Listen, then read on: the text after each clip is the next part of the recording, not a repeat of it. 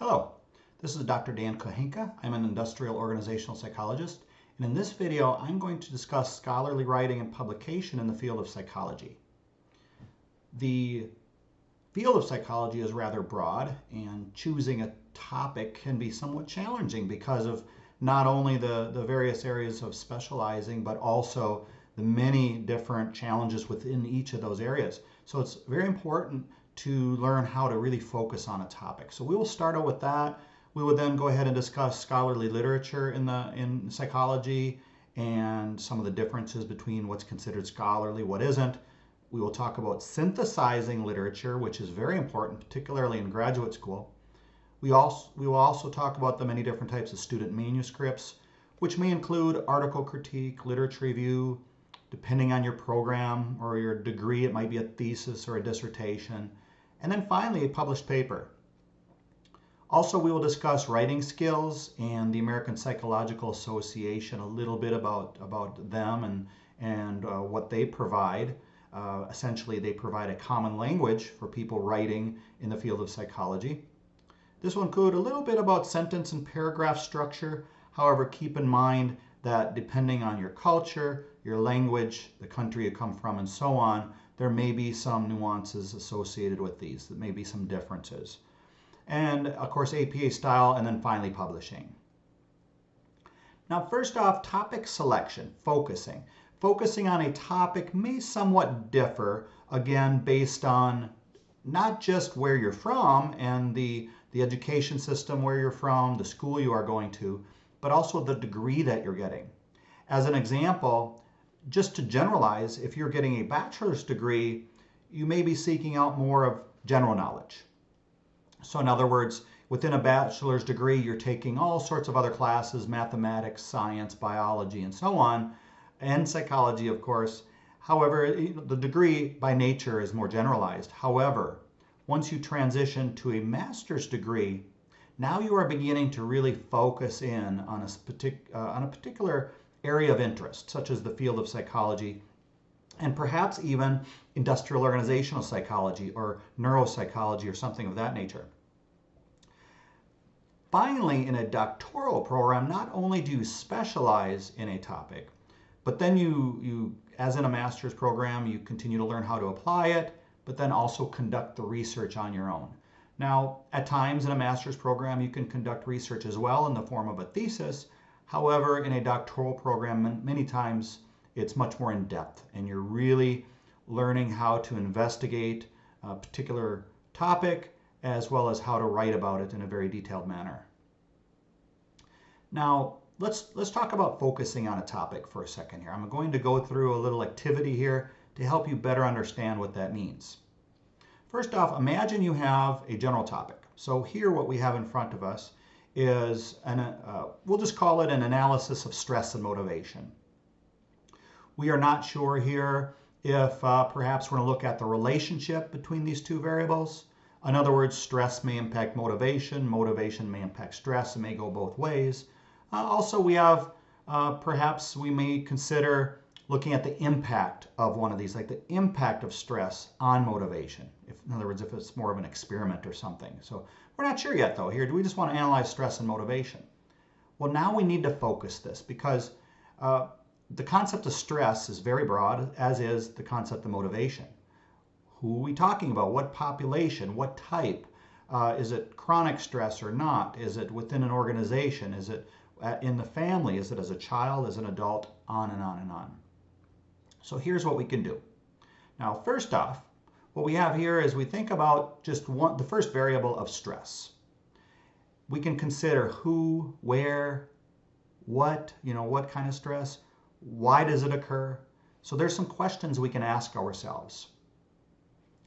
Then what we can do is now start breaking down this variable to a more manageable paper or research project. In this case, the who becomes employees. We decide, okay, who do we want to investigate when it comes to stress? Let's consider employees. The where, we decide on the workplace. Why is, well, we want to see how stress can perhaps have a relationship or impact motivation. And then the what is, well, what causes that? What exactly are we looking at here? What's perhaps influencing stress in order for that stress to have this impact on motivation? And in this case, we look at bullying. So you can see right here how the topic has significantly become much more narrow. I have to emphasize in the field of psychology, this is very important because it is such a broad field. Now look at what we have done here. We've gone from a broad topic of stress to a much more narrow topic of looking at employees in the workplace and how bullying can impact stress and motivation. Now what we have is we are going to narrow these topics even more. The topic of bullying, for instance, becomes peer bullying. Not just any type of bullying, but how our peers perhaps can bully us and us them. The employees are not just any employees in any workplace, but it's within a university business department and it's higher education faculty. So now we're looking at university faculty and how they may be bullying each other in a university business department. And then the impact not just on motivation, but on intrinsic motivation. As you can see, this topic has gone from, once again, very broad to finally our topic becomes an analysis of peer bullying, chronic stress, and intrinsic motivation among graduate school business department faculty. You can see that transition. Now when you are, whether it be writing a literature review paper, conducting a thesis, and beginning to do some of your own research, or in a doctoral program where you're doing an advanced research project, you can see perhaps how important it is to really narrow that topic. Again, I want to emphasize that in the area of, for instance, a doctorate degree, this is critical because if your topic is too broad, then what ends up perhaps happening is your study becomes where it's not manageable. You cannot properly manage the number of variables you have, and it just becomes again, much too broad of a topic. So this skill is particularly important in a graduate program, master's program for a thesis again, or a doctorate program for a dissertation. Now let's transition to scholarly literature. We're going to look at peer-reviewed psychology literature, as well as how to synthesize the literature. I do want to emphasize, and once again, there may be some differences based on culture and the amount of literature and the type of literature that's available. However, in my perspective, what you have is you have sort of the least reliable and valid information leading up to the most reliable and valid information. And how we look at that is perhaps social media, mainstream news outlets, television is considered some of the least reliable information, and that is many times due to the amount of bias. Depending on the news station, the newspaper, the individuals that work there, bias is not nearly controlled as it may be for a peer-reviewed publication. As scientists, we want to, as best we can, control our bias. I am not saying there is no bias in scholarly literature or in peer-reviewed literature, because there is a significant amount of bias. People have an intrinsic bias, if you want to call it that, because they're interested in a certain area, so they're going to be biased. But the point here is that we are at least trying to control for some of that and choosing more reliable literature. In the middle, you may have some trade publications, you may have some textbooks, things of that nature, literature of that type that may be of some value. But again, ultimately, we want to use literature that's empirical evidence to support our claims. And it could come from a variety of different publications. Here, I've provided you with, for instance, in the APA, we have the School Psychology Quarterly or Psychological Review, the Asian American Journal of Psychology, or the Journal of Latino Psychology. So let's continue along. Now, it's important that we look at how to synthesize literature. So for this example, imagine you have 3 articles: Article A, Article B, and Article C. After reviewing through those articles, you identify a number of themes. In Journal Article A, you identify 4 themes: 1, 2, 3, and 4. In Journal Article B, you identify some similar themes as Article A, but just 1, 3, and 4. And this will make more sense shortly, so bear with me here. And then finally in Journal Article C, we identify 2 consistent themes there that was in that original article, 1 and 3. Okay? So now what do we do with these? Well, to synthesize, we now have discovered 4 themes, and those 4 themes include articles, the first theme, you'll notice A, B, and C. The second theme is only in Article A. The third theme is in, again, Articles A, B, and C. And the fourth theme is only in Articles A and B. So this is a lot of numbers, a lot of letters, but what does that mean? Well, what this means is in your literature review paper, you will have 4 sections. You will synthesize the research, which means you do not just summarize Article A, then summarize Article B, then summarize Article C. That's just summarizing. It's critical in graduate school to synthesize that literature. Look for common themes. Look for contrast the information. Look for pros and cons, limitations, strengths among the literature. And then in this particular paper that we might be writing, you would have 4 sections. And in each of those 4 sections, you would provide literature from 3 different sources for theme 1. You would provide some literature from 1 source in theme 2. In your third theme, you'd again provide literature from 3 different sources. And in the fourth theme, from 2 sources. So you can see what's happened now is we are reusing reusing articles in different sections as we're synthesizing the literature and looking at different ideas and concepts.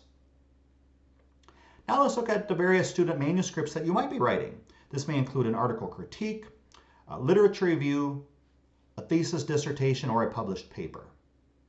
Now, an article critique, what is that? Well, an article critique in the field of psychology may include a summary of the article that you're looking at. You may look at the strengths of that article, some limitations. Perhaps you may have some of your own recommendations for what the authors could have done with their research. A literature review is a little bit different. Now what has occurred here, if you want to think about this in a more linear manner, is an article critique can be done multiple times. Now we take that information, we begin, again, synthesizing the information. We also do some critical analysis, and then perhaps, because now we are looking at multiple articles, maybe we make some sort of important discovery. Meaning, maybe there's a gap in the literature, there's something missing there. Maybe we find a certain theme throughout the literature that helps us better understand a certain topic.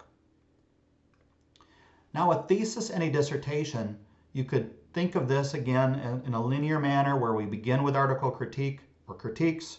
We work on a literature review. Now we are developing our own study.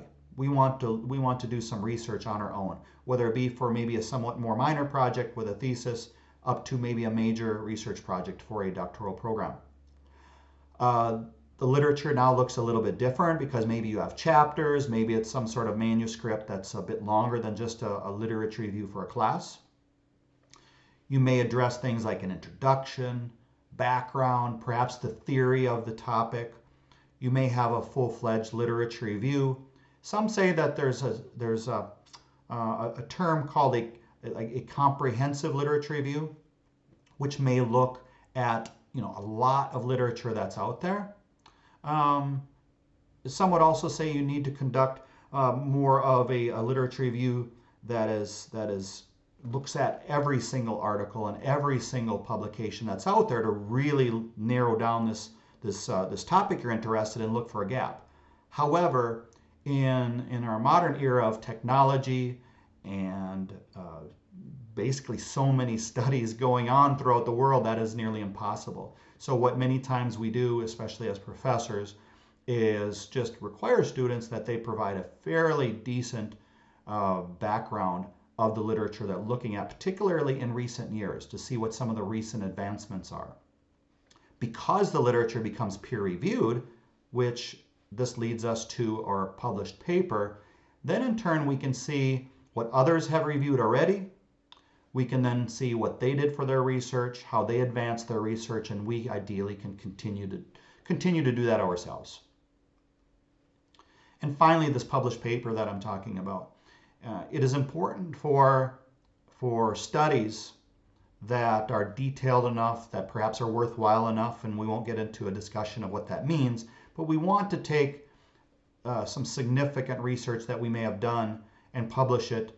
And when we do that, now we have something maybe similar to a thesis or dissertation, but now again it becomes shorter again.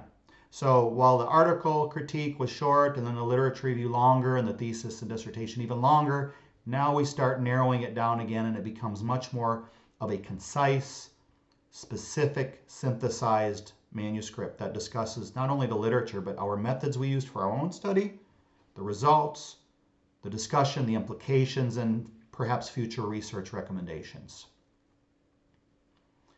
As we are writing these various documents, now we must consider writing skills and the APA.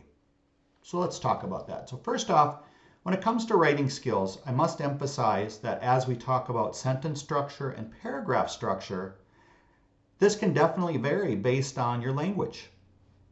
Different languages have different ways of writing, and so there's naturally a different way that that information will flow.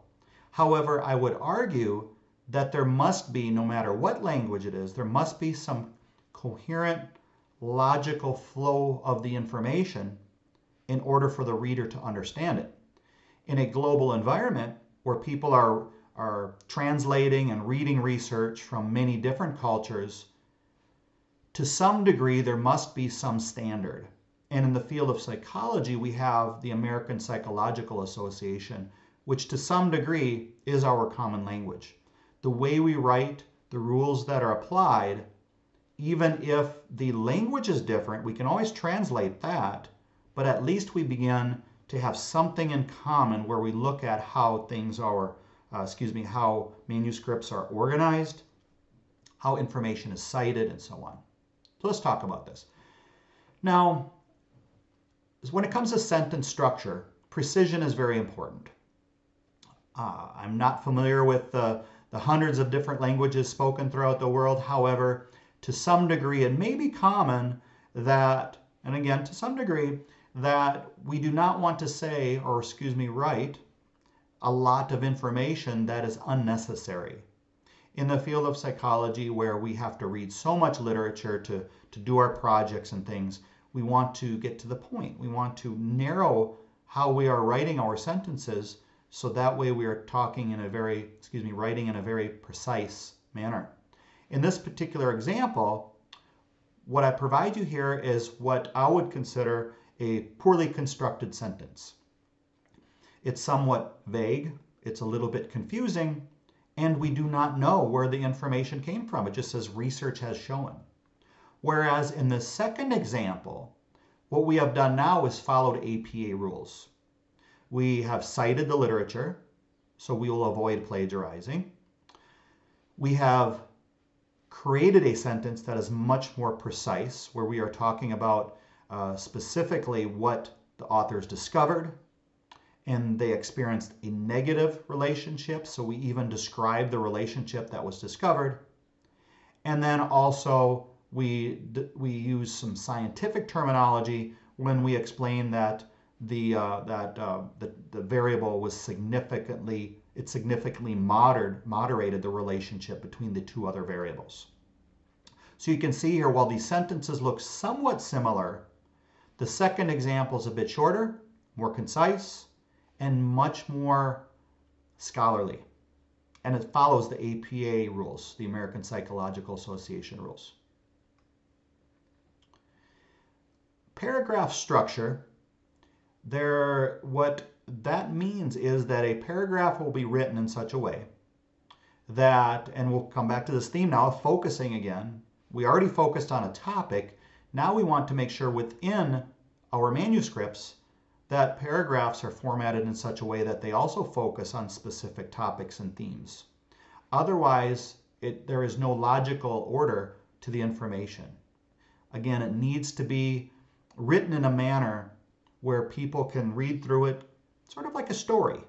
except this story is a scientific story, if you will. One way of describing this process is through a method that I created where, and it's very similar to other methods and models, but you first begin a paragraph with a topic or topic sentence or a thesis statement. Some people call it different things. Then you transition to providing some evidence. It's so important in the field of psychology that we provide empirical evidence to support our claims.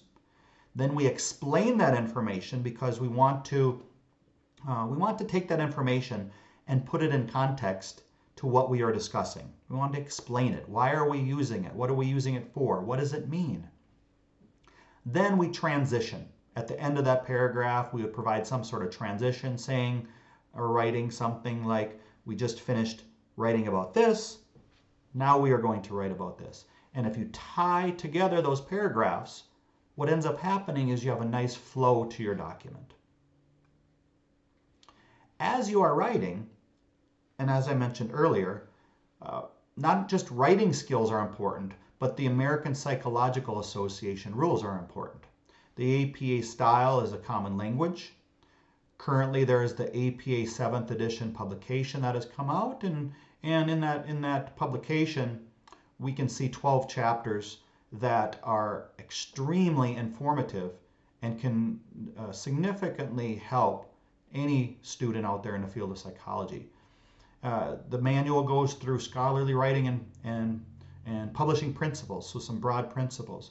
It transitions to elements of a paper and how to format, some standards with reporting the information, and then goes into actually writing style and grammar, some of the things that I just talked about here.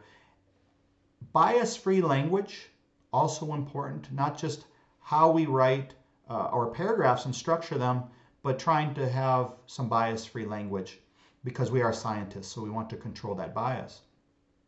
Mechanics of style, some of these things, again, may be associated and may differ a bit based on your language, but we want to, again, try as best we can to meet some of these writing method standards in order so that way people in other cultures can read our papers and still follow along, particularly when you have these peer-reviewed publications.